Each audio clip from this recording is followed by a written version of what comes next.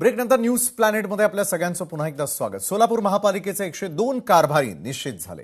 या वेळच्या महापालिका निवडणूक मतमोजणीमध्ये भारतीय जनता पक्षाने निर्विवाद वर्चस्व सिद्ध केलं। तब्बल 87 जागांच्या जोरावर महापालिकेमध्ये महापौर भाजपचाच होणार, पण महापौर आरक्षणाच्या सोडतीनंतरच महापौरपदी कुणाची वर्णी लागणार हे निश्चित होणार आहे। सोलापूर महापालिका आणि सोलापूरकरांना यंदा 39वा महापौर कोण होणार यावर राजकीय वर्तुळाचं लक्ष लागून आहे। आतापर्यंत सोलापूर महापालिकेत 38 महापौर झाले आहेत। त्यामध्ये 7 महिला महापौरांनी शहराचं नेतृत्व केलंय, तर उर्वरित काळामध्ये पुरुष महापौरांना संधी मिळाली। महापालिकेच्या रणधुमाळीमध्ये किंग मेकर ठरवणारेच देवेंद्र कोठे। खुलं पुरुष आरक्षण जाहीर झालं तर मात्र देवेंद्र कोठेंचे बंधू प्रथमेश कोठे किंवा भाऊजी विनायक कोड्याल यांना संधी मिळू शकते। या प्रक्रियेत आमदार विजयकुमार देशमुख आणि सुभाष देशमुख यांची भूमिका देखील तितकीच महत्त्वाची ठरणार आहे। पक्षांतर्गत समन्वय, अनुभव, सामाजिक राजकीय समीकरण आणि नेतृत्व क्षमता या सर्व बाबींचा विचार करून अंतिम निर्णय घ्यावा लागणार आहे। भाजपचं संख्याबळ भक्कम असलं तरी सोलापूरचा 39वा महापौर कोण होणार हा प्रश्न अद्याप खुलाच आहे। सत्ता निश्चित असली तरी आरक्षणानुसार नाव निश्चित होईपर्यंत शहरातील राजकीय तापमान मात्र वाढतच जाणार आहे। खासदार प्रणिती शिंदेंच्या बालेकिल्ल्यात भाजपनं मुसंडी मारलेली आहे।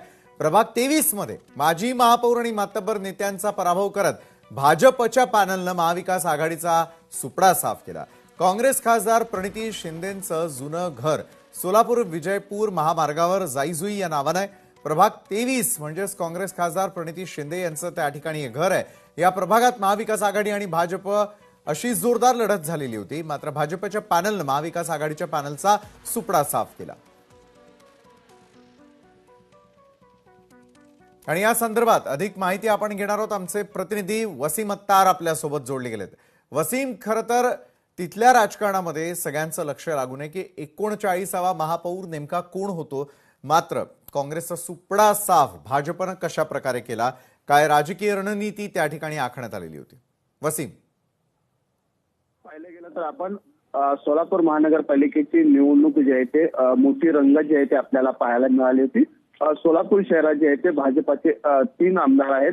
आमदार देवेंद्र कोठे, आमदार विजयकुमार देशमुख आणि आमदार सुभाष देशमुख या तिघांच्या नेतृत्वात ही निवडणूक झाली होती। आणि या नेतृत्वाचं पूर्ण जे निवडणुकीचं पूर्ण सूत्र जे होते ते पालकमंत्री जयकुमार गोरे यांच्या हातामध्ये होते। आणि त्यांच्या माध्यमातून हे निवडणूक जे प्रचार यंत्रणा असेल, त्याचबरोबर सभांची यंत्रणा असेल, हे आमदार जयकुमार गोरे यांच्या उपस्थितीत या सर्व गोष्टी झाल्या होत्या। एकंदरीत पाहिलं गेलं तर भाजपामध्ये जे आहे ते अनेक माजी नगरसेवक जे आहेत, काँग्रेसचे असतील, राष्ट्रवादीचे असतील, यांना जो आहे तो भाजपामध्ये प्रवेश दिला होता। आणि त्याच उमेदवारांना जे प्रवेश दिलेला जे नेते होते त्यांना उमेदवारी दिली। एकंदरीत पाहिलं गेलं तर भाजप एकला चलवता नारा जो आहे तो निवडणुकीपूर्वी जो आहे तो दिला होता। आजकी बार 75 पार जो भाजपाने नारा दिला होता, 75च्या पुढेही भाजप 87 जागेवरती जे आहे ते सोलापूर महानगरपालिकेमध्ये जे आहे ते निवडून आलं।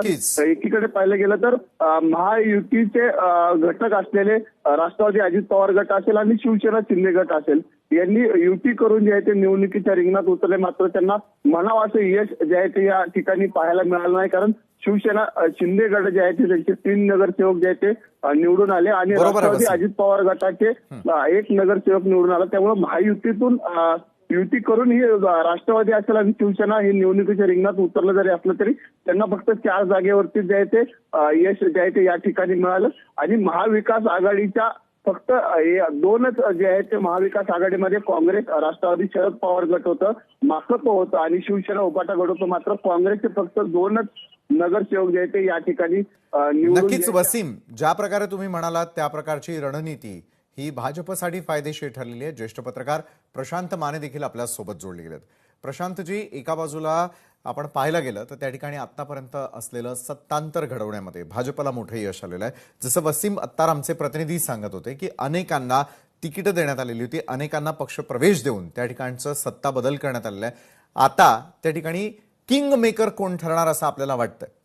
प्रशांतजी, सोलापूरचं आपण राजकारण जर पाहिलं तर नेमका असा त्यामध्ये एक भाग आहे की आतापर्यंत सोलापूर महापालिकेवर काँग्रेसचं प्राबल्य होतं।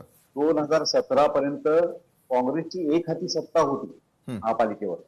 परंतु 2017ला जेव्हा भाजपने दोन्ही प्रचार दिली काँग्रेसला आणि एक हाती सत्ता मिळवली, त्यानंतर मात्र भाजप इतकं ताकदवान झालंय सोलापूरमध्ये की मोदी लाटेनंतर आता सध्या आपण पाहिलं तर 3 आमदार शहरात भाजपचे आहेत. बरोबर. आणि भाजपची रणनीती अशी होती की भाजपचे पालकमंत्री असोत, 3 आमदार असोत अथवा जिल्ह्याबाहेरचे पण एखाद दुसरे आमदार असोत, हे ठाण मांडून होते.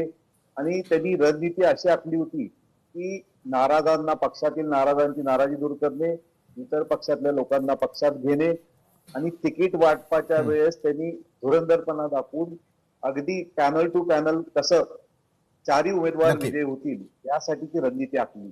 आणि या रणनीतीत भाजप यशस्वी झालं. 102 जागापैकी जवळपास 87 जागा भाजपने जिंकल्यात. विरोधी पक्षाला विरोधी पक्ष नेतापदही मिळणार नाही अशी तजवीज कुठेतरी भाजपने केल्याची आपल्याला या ठिकाणी दिसते. बरोबर आहे प्रशांतजी. म्हणजे एका हाती सत्ता काँग्रेस आजपर्यंत राखून होती, मात्र त्याला छेद देत भाजपनं यशस्वीरित्या आपल्या रणनीतीच्या आधारावरती या महापालिकेवरती देखील आपला दावा सांगितलेला आहे. धन्यवाद प्रशांत माने, तुम्ही आमच्यासोबत जोडला गेलात आणि या संदर्भातलं विश्लेषण केलं त्यासाठी. तर आजच्या न्यूज प्लॅनेटच्या